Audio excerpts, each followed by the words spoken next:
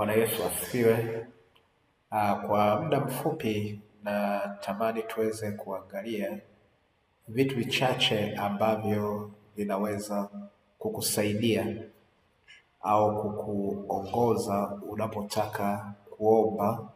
unapotaka kumwomba Mungu kwa habari ya kitu chochote, lakini nitagusia zaidi kwa habari ya uponyaji.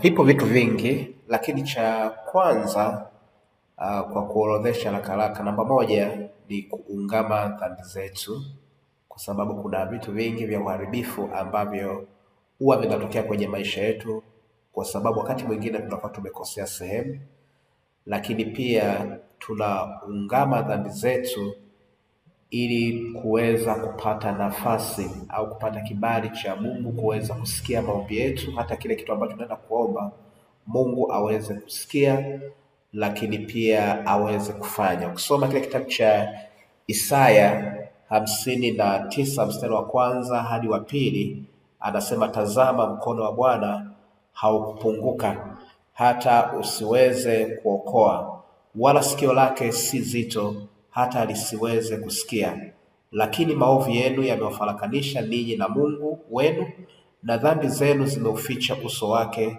msiuone, hata hataki kusikia. Kwa hiyo tunapokuwa tunaungama dhambi zetu, inaondoa huo ukuta ambao unakuwa kati yetu na Mungu. Maana tunapoenda kuomba kwa habari ya uponyaji au kuomba kwa habari ya jambo lolote, Mungu anakuwa anatusikia, kwa sababu dhambi yenye inatengeneza ukuta kati yetu sisi, lakini pia na Mungu. Na tunapoungama Mungu wetu, yeye ameahidi ni mwaminifu kufanya. Na ukisoma pia ile waraka wa kwanza wa Yohana 1:9 anaeleza wazi, anasema, tukiziungama dhambi zetu, yeye ni mwaminifu na wa haki hata atuondolee dhambi zetu na kutusafisha na udhalimu wote. Kwa hiyo anatuahidi kwamba tunapofika sehemu tunaungama dhambi zetu, yeye anakuwa ni mwaminifu. Na jambo jingine nimesema, jambo la kwanza ni kuungama dhambi zetu. Jambo jingine ambalo ni muhimu sana kuweza kujua tunapoenda kuomba mbele za Mungu, uweze kujua ahadi za Mungu. Na hapa natolea mfano kwa habari ya uponyaji.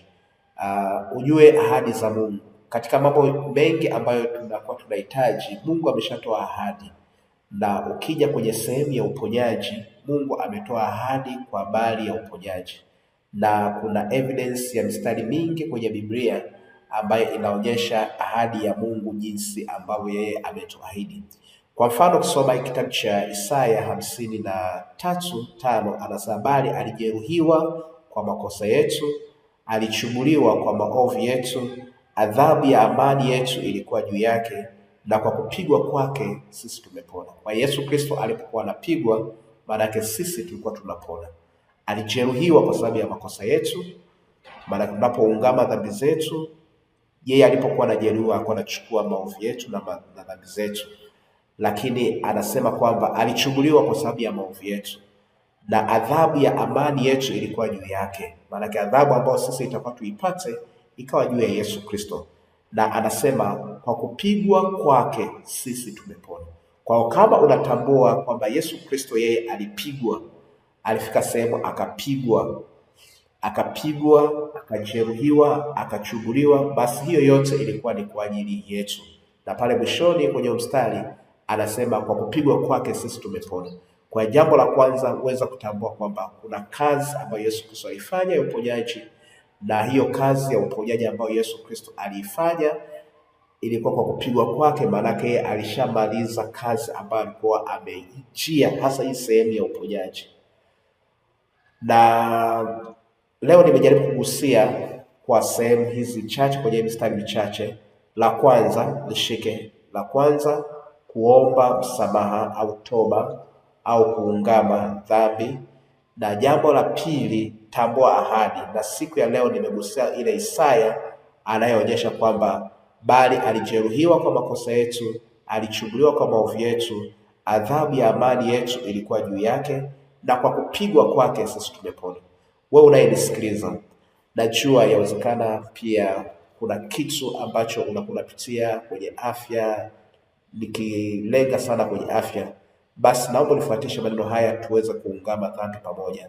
Sema: e Bwana Yesu, ninakuja mbele zako, mimi ni mwenye dhambi, ninaomba unisamehe, ninaomba unisamehe.